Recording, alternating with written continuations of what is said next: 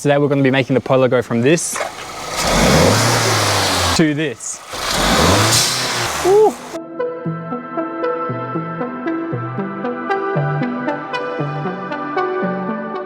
Alright guys, so how we're going to achieve that is by putting in a blower valve. We have to remove this part right here, remove a couple of sensors, plant it all over to the new blower valve, and then yeah, it should be an easy install. Let's get to it. So in the box you'll receive a pipe. Comes with a really nice box, Forge Motorsports from the UK, which is pretty neat.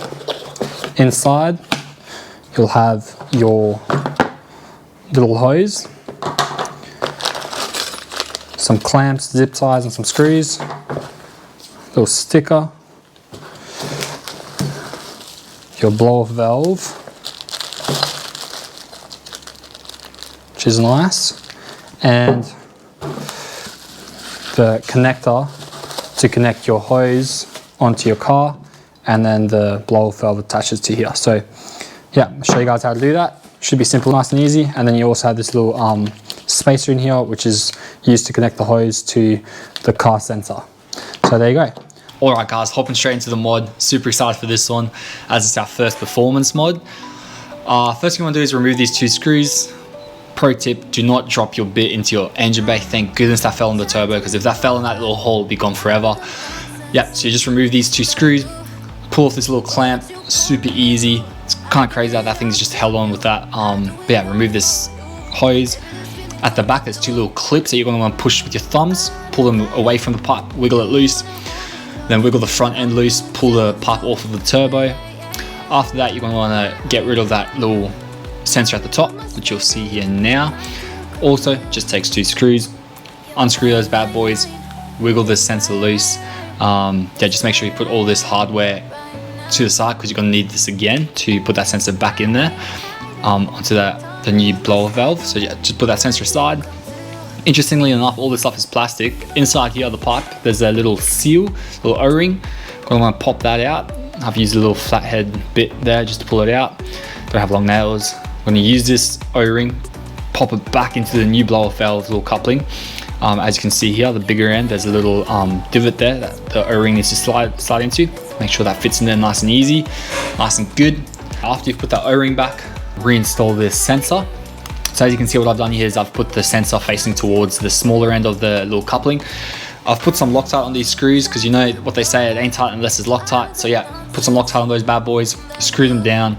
Obviously not too tight, because you don't want to strip the threads.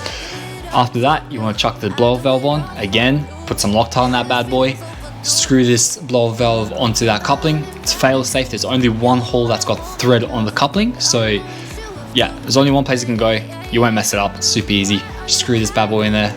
Just look at that. Super satisfying. But yeah, after you've done that, you're going to want to plug this whole coupling back into the two clips that we've removed from the start. Right there, you can see those two clips I was talking about. Going to want to wiggle this down, squeeze it nice and hard. Again, it's just crazy that this thing's just held with little plastic clips. But anyway, after that, move these hose clamps to a position where you can actually tighten them once it's installed. As you can see there, just wiggle it on. After that, tighten those clamps down. Make sure it's like sitting over the seal, so it doesn't cut into the actual pipe by itself. Just tighten it down. After this is done, you're going to want to head over to the back of the engine. As you can see here, there's this little sensor right here. Pull that bad boy out. Again, it's just a little clip that's holding it down. It's crazy.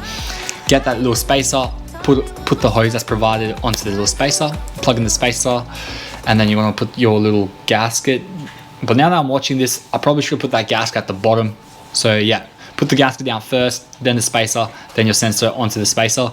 The reason I'm saying that is, as you can see here, I've put on Loctite on these screws, but honestly, they don't hold on to anything besides that little gasket. Yeah, which is why I think the gasket should go at the bottom, because then it gives you a little something to grab onto. If you're doing this at home, you'll see what I mean, because yeah, that only the space is getting clamped down.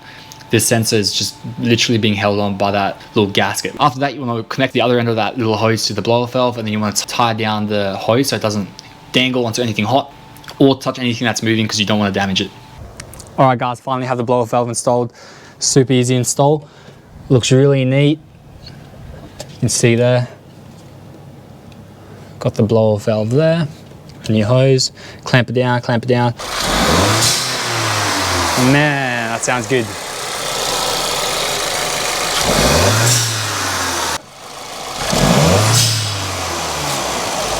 Man, that sounds good.